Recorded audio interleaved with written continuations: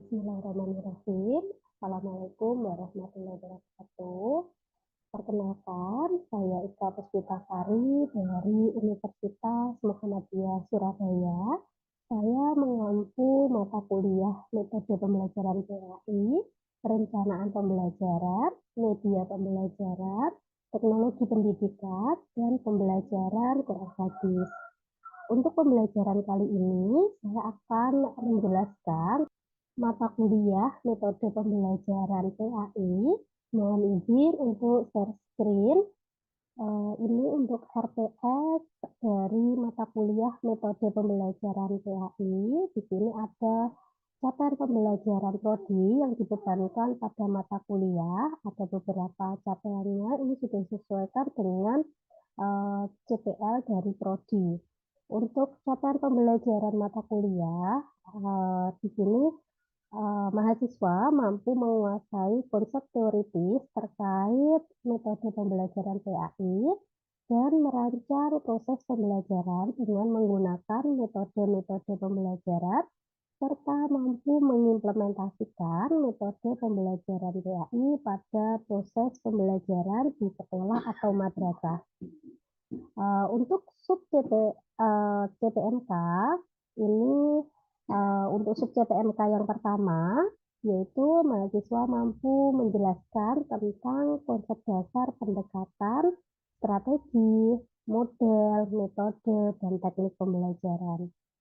Untuk sub CPMK yang kedua, di sini mahasiswa mampu menjelaskan berbagai desain pembelajaran PAI.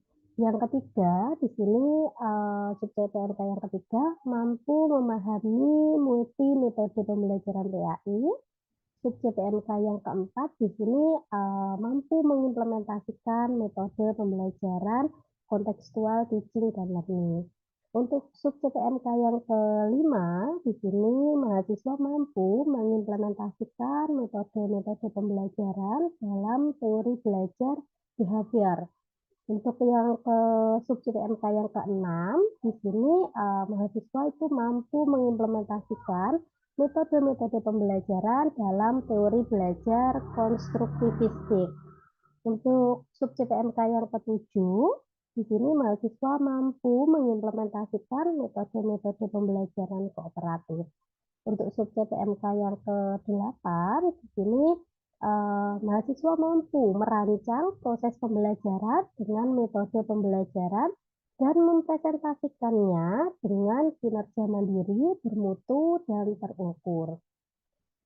Ini untuk deskripsi mata kuliah, deskripsi singkat mata kuliah. Pada mata kuliah ini, mahasiswa diharapkan mampu memahami dan mengimplementasikan beberapa metode-metode pembelajaran yang bisa digunakan pendidik dalam proses pembelajaran untuk materi atau bahan yang bersumber dari mata pelajaran PAI.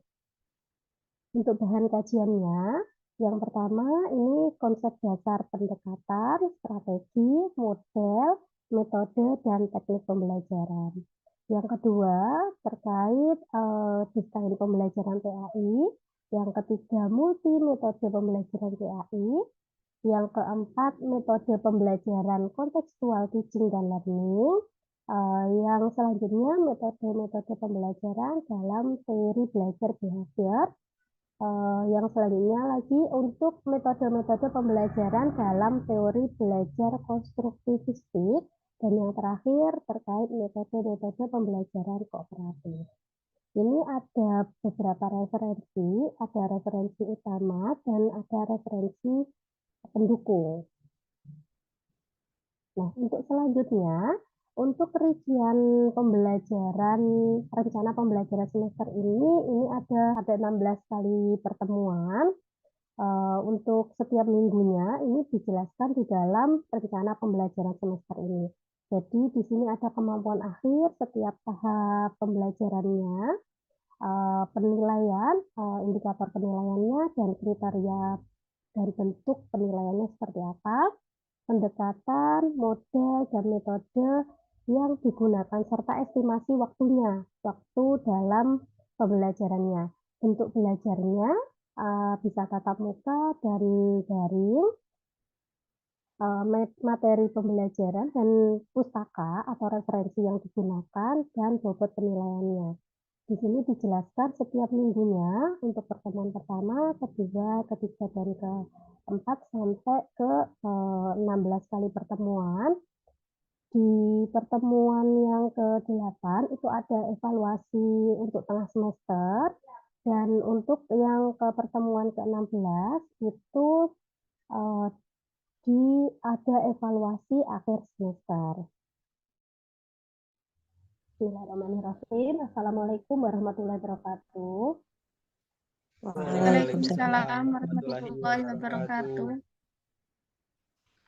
Sebelum memulai pembelajaran kita pada siang hari ini, mari kita bersama-sama berdoa dengan mengucapkan basmalah.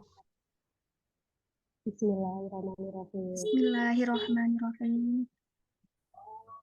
Oke, di sini Bu Ika sudah men-share materi dan PPT melalui aplikasi Edmodo. Apakah sudah dipelajari teman-teman semuanya? Sudah dipelajari belum materi yang sudah Bu Ika share? Ada materi dan PPT yang sudah Bu Ika share di aplikasi Edmodo? Sudah dipelajari? Ada yang belum, Bu. Ada yang udah. Sudah, Rama Bu. Belum? Sudah, Bu. Bu. Ada yang sudah. Fikri sudah belum, Fikri? Sudah, Bu, setengah. Sudah, oke. Untuk pertemuan kita hari ini, kita akan mempelajari terkait metode pembelajaran kontekstual teaching and learning. Untuk pertemuan sebelumnya, kita sudah mempelajari terkait multi metode pembelajaran PAI. Teman-teman masih ingat metode apa saja yang kita pelajari di pertemuan sebelumnya? Metode apa yang sudah kita pelajari pada pertemuan sebelumnya? Metode itu kan ada metode ceramah, metode diskusi, apalagi? Fikri? Tanya jawab, Ibu, metode tanya jawab. Tanya jawab, metode tanya jawab, bagus Fikri. Ada lagi yang lain? Metode apa lagi yang bisa kita gunakan dalam proses pembelajaran?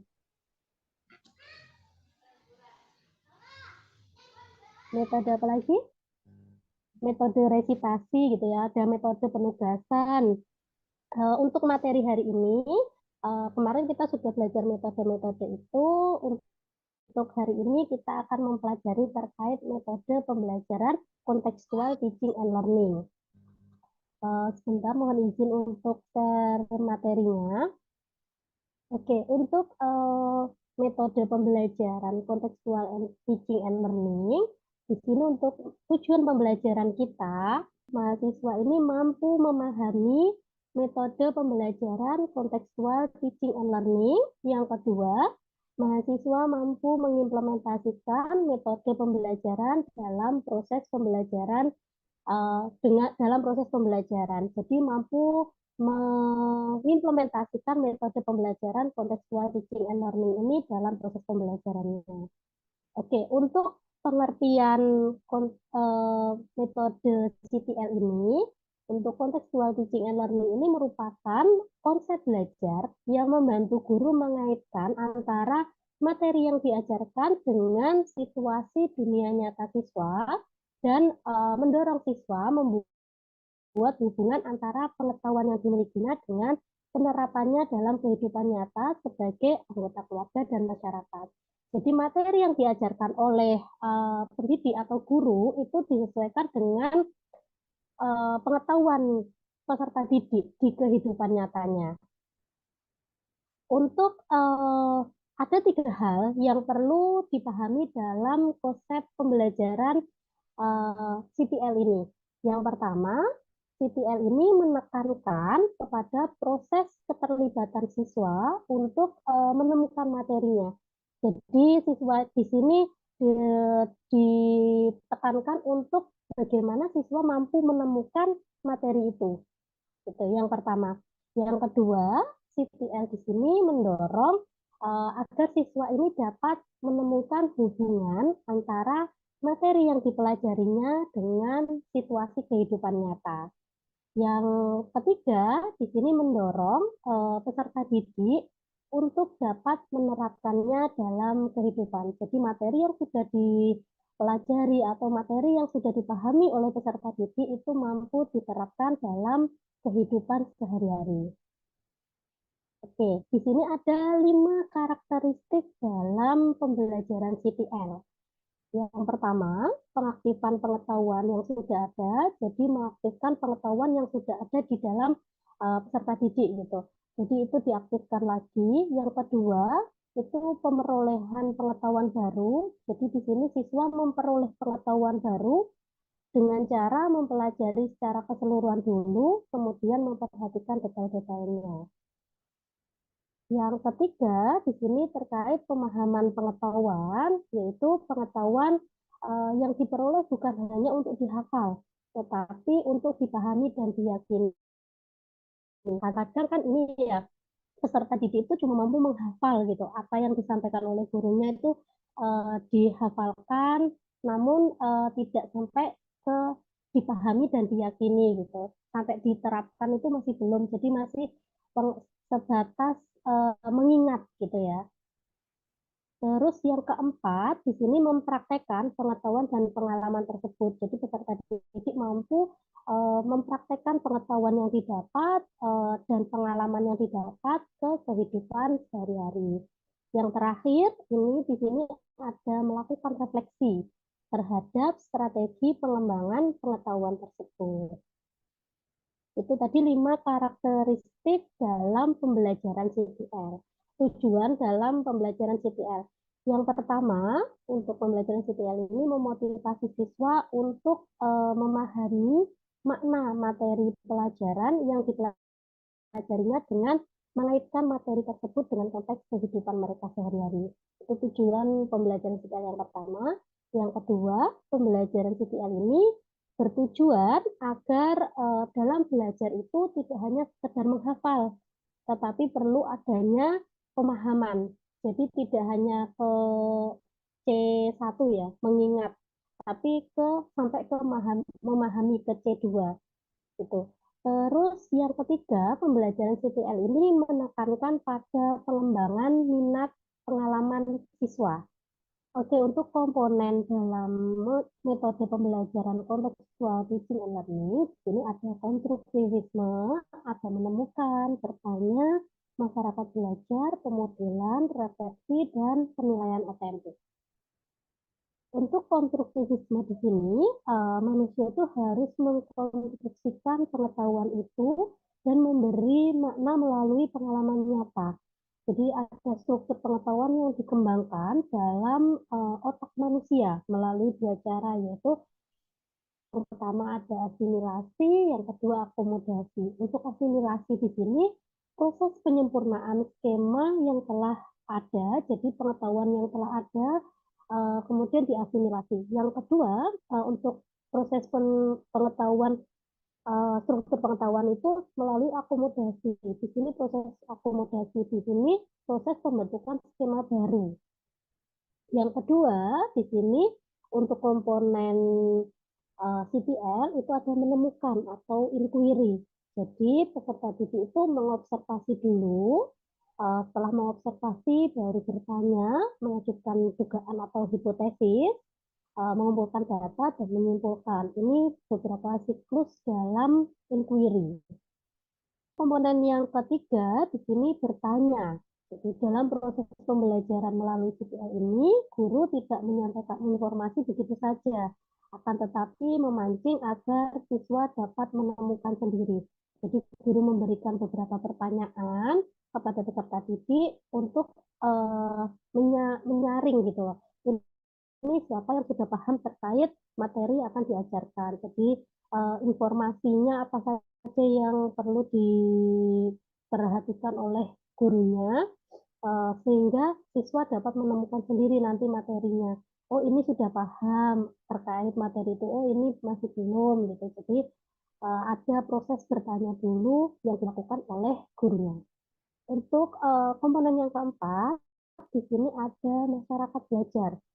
Hasil belajar yang diperoleh dari kerjasama dengan orang lain itu Jadi ada sharing gitu ya, ada sharing antar teman, antar kelompok gitu.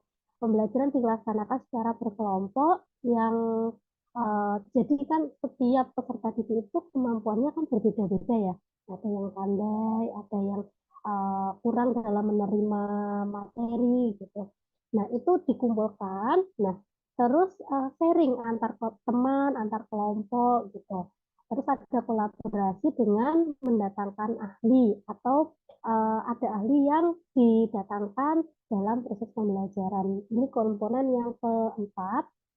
Terus yang kelima, di sini ada modeling atau pemodelan. Dalam sebuah pembelajaran, keterampilan atau pengetahuan tertentu, di sini ada model yang bisa ditiru sebagai uh, role gitu ya, role model. Bisa guru, bisa teman sejawat atau rekan-rekannya, atau dari orang lain yang ahli tadi. Gitu. Itu didatangkan nanti untuk memberikan materi. Ini salah satu komponen dalam CPL. Yang keenam, di sini ada refleksi. Refleksi di sini proses pengendapan pengalaman yang telah dipelajari yang dilakukan dengan cara mengurutkan kembali kejadian-kejadian atau peristiwa pembelajaran yang telah dilaluinya. Ketika kita selesai pembelajaran itu kan pasti ada refleksi ya. Apa saja yang sudah kita pelajari dari yang pertama sampai terakhir ini tadi apa gitu. Kita refleksi, kita urutkan apa saja materi-materi yang sudah kita pelajari. Terus yang terakhir, di sini ada penilaian yang sebenarnya atau authentic assessment. Di sini proses yang dilakukan guru untuk mengumpulkan informasi tentang perkembangan belajar yang dilakukan oleh siswa.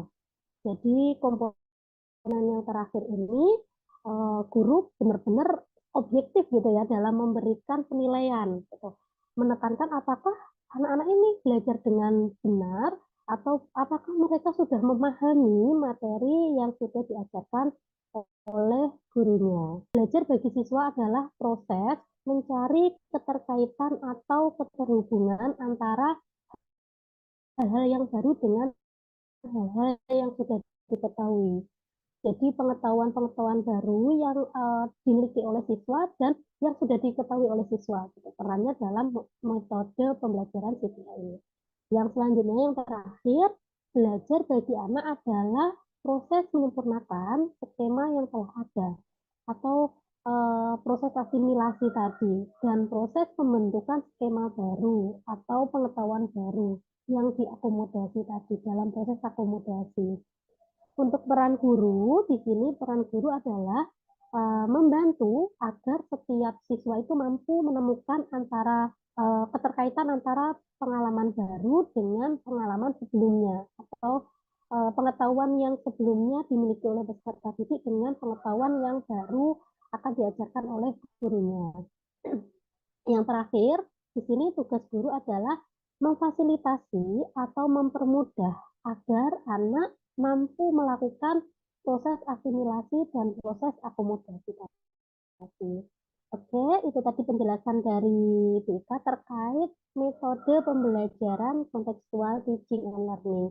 Ada pertanyaan dari teman-teman semuanya? Silakan.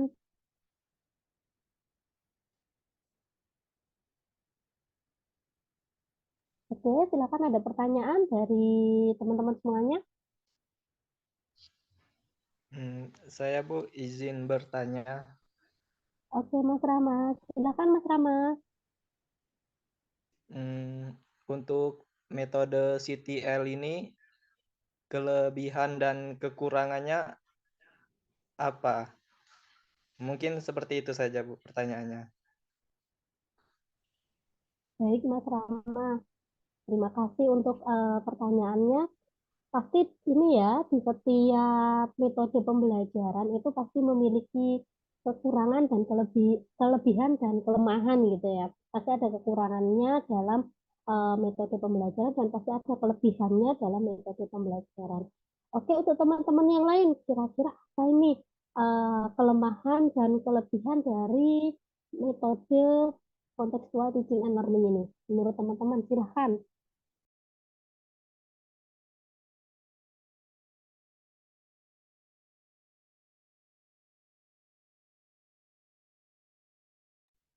Saya izin menjawab pertanyaannya Mas Rama, Ibu. Baik, Mbak Sumita, silakan.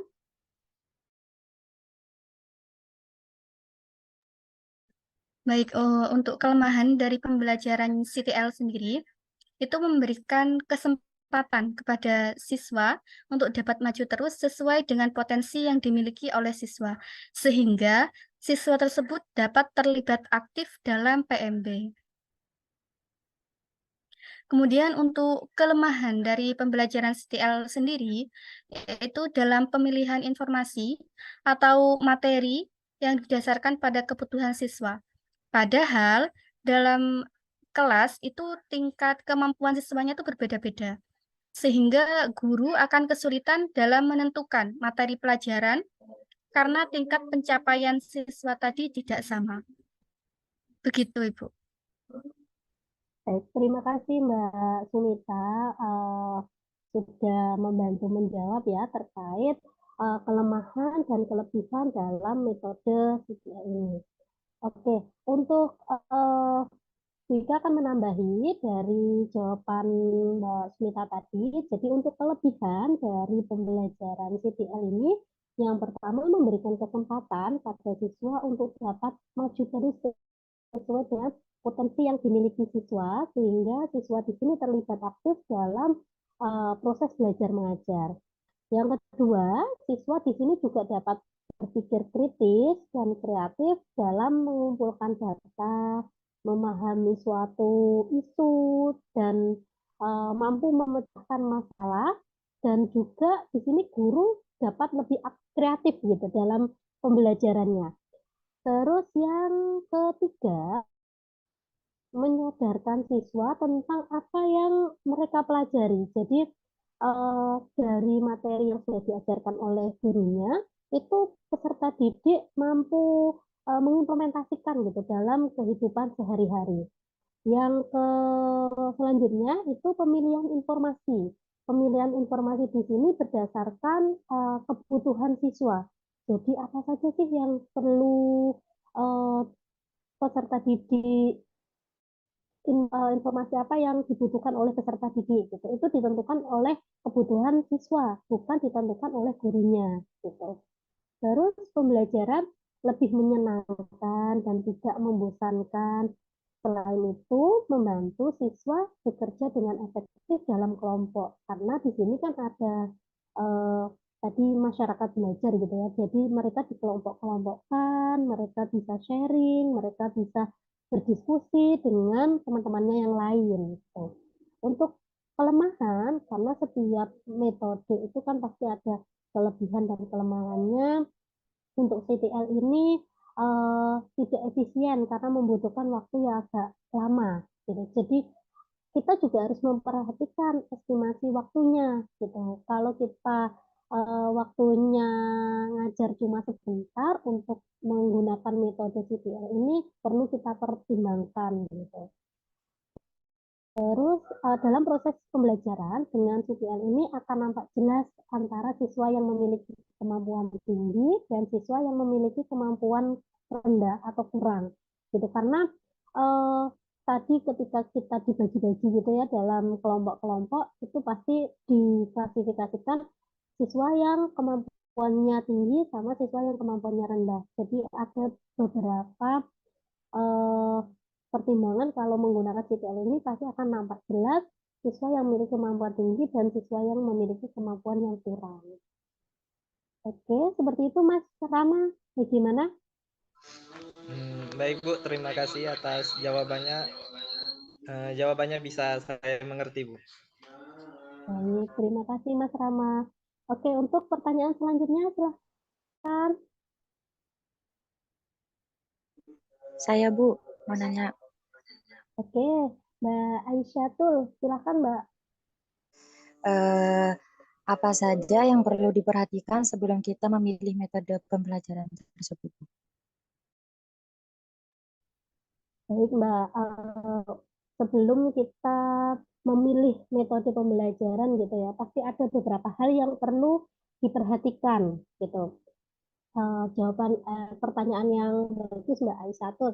Jadi ketika kita memilih metode pembelajaran yang akan kita gunakan, kita harus memperhatikan dulu metode ini sesuai tidak dengan tujuan pembelajaran yang akan kita ajarkan. Jadi tujuan pembelajarannya apa, terus materinya apa, itu harus disesuaikan dengan metode yang akan kita pakai. Selain tujuan pembelajaran, materi, kita juga harus memperhatikan karakteristik peserta didik. Karakteristik peserta didik ini kan berbeda-beda ya. Kalau seumpamanya peserta didiknya pendiam, terus kita pakai aktif atau peserta didiknya aktif gitu ya, terus kita pakai metode ceramah, cocok nggak? Cocok nggak kalau peserta didiknya aktif, terus gurunya pakai metode ceramah, cocok tidak? Pasti akan membosankan ya ketika uh, peserta didiknya sudah aktif, terus gurunya hanya menggunakan metode ceramah, itu pasti akan peserta didik akan bosan. Jadi kita harus memperhatikan juga karakteristik peserta didiknya. Selain itu, kemampuan guru dalam menggunakan atau menerapkan metode itu. Gurunya mampu nggak ketika menggunakan metode tersebut. Terus selain kemampuan guru, itu juga ada bahan atau sumber belajar. Bahan atau sumber belajar yang digunakan itu sesuai tidak dengan metode pembelajarannya. Dan yang terakhir itu alokasi waktu. Nah, seperti yang saya sebutkan tadi, yang kelemahan dalam metode pembelajaran CPL, kalau waktunya pendek, terus menggunakan CPL yang ada beberapa komponen yang harus dilalui, itu pasti kurang untuk waktunya, tidak efektif gitu. Tapi kalau misalkan waktunya lama, terus teman-teman mau menggunakan metode CPL gitu untuk pembelajarannya, masih bisa efektif gitu untuk metode ini. Jadi kita yang terakhir kita harus memperhatikan estimasi waktu atau alokasi waktu dalam pembelajaran itu. Oke, ada lagi pertanyaannya, Mbak Aisyah tuh bagaimana? Baik, Bu. Oke, ada lagi pertanyaan dari teman-teman semuanya?